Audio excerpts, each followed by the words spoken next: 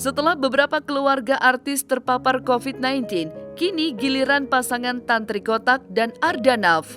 Kedua orang tua Tantri, Dali Syanabar dan Supriyati, serta adiknya positif terpapar COVID-19. Kini kedua orang tua Tantri sudah mendapatkan perawatan secara intensif. Sebagai suami, Arda menjelaskan kalau mertuanya sekarang sudah di tangan yang tepat. Lantas, di manakah kedua orang tua Tantri terpapar COVID-19? Harus sehat sih. Ya pasti harus sehat ya. Jadi memang tumpuan kekuatannya ada di kita. Apa yang bisa kita mampu sekarang ya memang harus kuat gitu. Jadi harus nguat-nguatin badan. Terus ya makan yang benar, tidur yang benar. Walaupun dalam keadaan yang bisa dibilang cukup pressure, tapi kitanya harus kelola stres itu untuk biar kita juga nggak ikut tumbang juga gitu. Itu penting sih. Terkini yang pasti masih di rumah sakit kan, dalam pengawasan dokter, dalam pengawasan suster 24 jam, artinya lebih lega di tempat yang seharusnya, bukan isolasi di rumah karena memang sudah usia kan, terus ada komorbid segala macam, jadi memang lebih baiknya di sana. Jadi kita pasrahkan dengan dokter, sudah pasrahkan dengan perawat, pasrahkan dengan rumah sakit gitu. Kita hanya pantau dari sini, terus ya biasa kasih semangat, kasih bercandaan, justru lagi bercanda gitu. Susah ya. Kalau dulu mungkin masih bisa di tracking ya. Tapi kalau sekarang udah susah banget. Sekarang tuh susah banget. Artinya gini, biasanya saya sama Tantri aja di mobil ada ambulan lewat, amit-amit ya jangan kena ya keluarga kita. Ada temen ngabarin, ibu kena, siapa kena, kita, jangan sampai ya. Ternyata kejadian juga di kita gitu. Wah iya kejadian nih gitu. Masih, oh iya ini kejadian ya. Oke, kita harus ngapain gitu. Dan ikut ngerasain sendiri, cari rumah sakitnya, nungguinnya, terus akhirnya selama 2 tahun di pandemi ini ngerasain berada di situ. Akhirnya paham karena benar-benar di situ. Dan itu orang tua kita sendiri. Serempak. Jadi adik di Wisma Atlet, terus papa mama kena. Tuh. Itu gejalanya seperti apa, Kak? Gejalanya yang pasti demam, terus kalau adik sih demam, terus sampai sempat pingsan dia, makanya terus dibawa ke Wisma Atlet kan. Terus, nah itu yang kita khawatirkan gitu, COVID kan penyakit yang benar-benar penyakit dengan 1000 wajah ya, kita nggak tahu, kita nggak mau sok-sokan dokter vonis begini, vonis begitu. Jadi karena memang papa ada keluhan, papa ada komorbid, ya hipertensi, diabetes segala macam, jadi kita langsung ke rumah sakit sih dalam beberapa hari itu. Arda pun menceritakan bagaimana perjuangan dirinya dan Tantri dalam mendapatkan penanganan medis. Sulitnya mencari rumah sakit untuk mertuanya di masa pandemi seperti sekarang ini pun mereka rasakan. Tak lupa mereka mengucapkan terima kasih untuk orang-orang yang telah membantu. Kesulitan yang mereka alami terlewati lantaran banyak pihak yang membantunya. Kekhawatiran sempat dirasakan Arda dan Tantri ketika mengetahui kalau orang tuanya memiliki penyakit bawaan atau komorbid. Namun setelah menjalani serangkaian pemeriksaan khususnya di paru-paru, mereka pun lega lantaran kondisi paru-paru kedua orang tuanya dalam kondisi baik. Orang-orang udah sepuh tuh kebanyakan memang ya penyakit, tapi terutama memang papa itu ada diabetes, ada hipertensi, ada ya, jadi itu konsep kita. Jadi awal-awal langsung pertama, kan biasanya memang COVID itu yang nyerang adalah paru-paru. Makanya kita langsung torak gitu. Begitu paru-paru kabutnya hanya sedikit, itu sedikit melegakan. Karena biasanya sesek. Makanya orang-orang berbondong-bondong buat cari oksigen segala macam kan, di ICU berebut gitu. Hipertensi ya, mama hipertensi. Cuman memang kenanya kapan nggak mungkin, sudah hampir semingguan dan dalam 1-2 hari ini memang akhirnya sudah nggak nafsu makan. Nah itu yang bahaya. Nggak nafsu makan, kalau makan muntah, nggak ada yang bisa masuk makanan gitu. Jadi itu yang bahaya. Sedangkan badan imun butuh protein, butuh buah, butuh sayuran, butuh mineral yang banyak gitu. Tapi nyerangnya ke mau makan gitu, mau makan muntah-muntah gitu. Itu yang PR-nya. Jadi tetap semangatin sih. Karena nggak ada pantang makan apapun, ya kita bujuk misalnya, mama lagi pengen apa? Kirimin ya salad buah ya, pengen apa, ikan gitu. Bahkan yang favoritnya aja sampai nggak nafsu makan. Itu yang bikin kita kadang agak sedih gitu.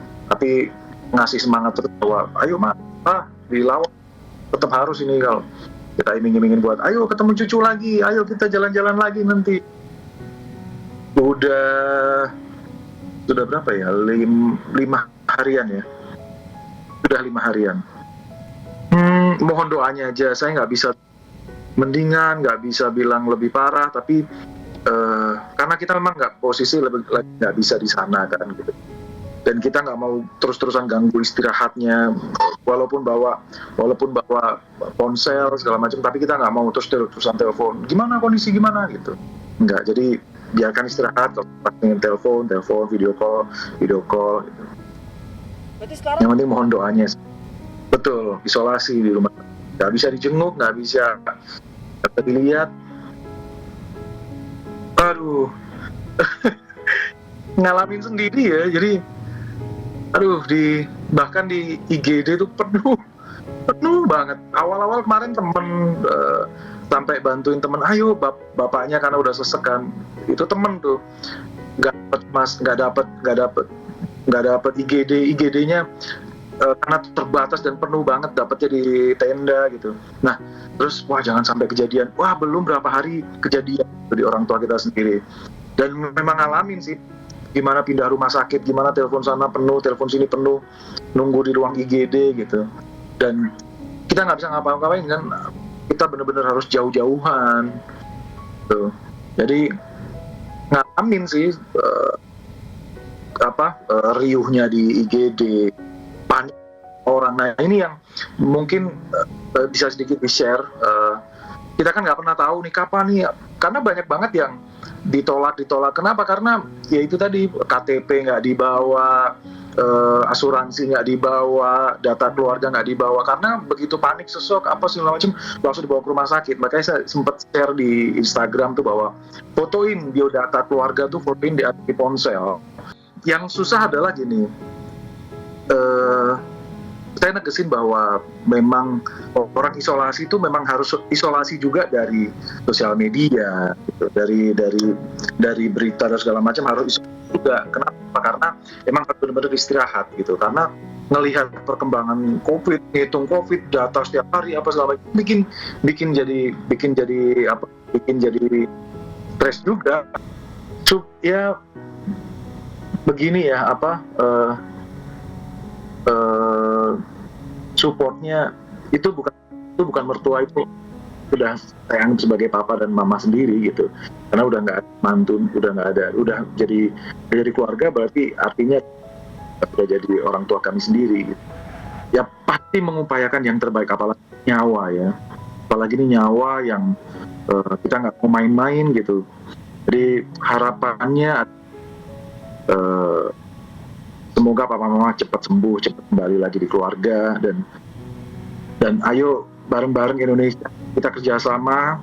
Sudah bukan saatnya untuk saling adu pendapat lagi, tapi udah saatnya saling bahu membahu. Dulu kalau ada kena COVID, dulu kabur-kaburan, tapi sekarang masih beradaptasi, sudah saling bantu, sudah kirim-kirim makanan. Itu artinya cepat adaptasi, artinya bangsa kita ini bangsa yang suka besar kalau menolong. Bahkan apa yang saya alami kemarin sama Tantri itu banyak banget yang itu artinya banyak banget orang baik yang bekerja dalam senyap gitu.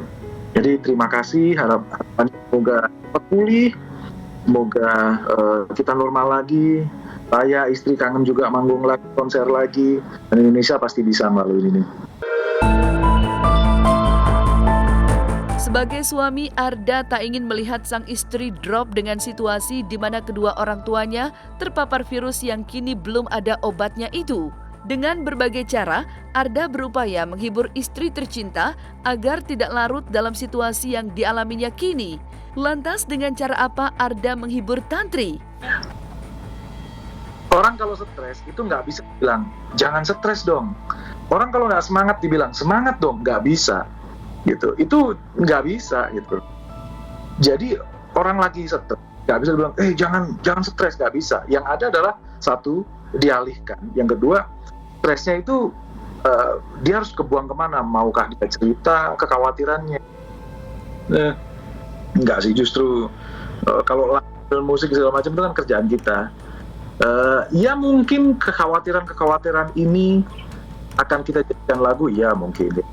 Energinya akan kita salurkan ke sana, ya. Tapi dalam waktu yang benar-benar mepet kemarin, kesana sini kontak rumah sakit, berkabar begini, dengar kabar begitu. Ada baiknya untuk reda, untuk oke, istirahat sebentar, ngajakin ngeteh, ngobrol dalam keadaan sunyi, muterin lagu-lagu, itu penting banget sih. Kita udah play lagi kayak gitu. Tiap pagi mulai mau aktivitas, play lagu lagi yang bikin mood naik. Lebih hal-hal simpel seperti itu. Oke, Arda. Gini, kita nggak akan bisa lari ke dalam goa sekalipun ya. Jadi mau lari kemanapun, sepertinya virus itu udah nempel di tubuh kita. Tinggal nunggu mungkin imun kita ngedrop, baru dia nyerang gitu. Jadi nggak ada pilihan lain selain ya pasti tetap ya protokol juga. Tapi kita harus benerin dulu badan kita sendiri. Ini saya bicara buat saya pribadi ya, sama istri sendiri. Jadi buat saya pribadi, bukannya sok tahu, tapi saya ngerasa bahwa cukup adil untuk mencoba hidup sehat, makan yang teratur, terus makan yang penuh nutrisi, tetap tidur, udah mulai nggak begadang lagi. Zaman dulu kan sering begadang, sering main sampai tengah malam, sekarang tepat waktu, olahraga mulai dirutinin lagi gitu. Kalau dulu masih bolong-bolong, sekarang rutin. Terus kelola stres, kelola jadwal gitu, itu penting banget. Jadi sehat jasmani, rohani, dan mental penting sekali.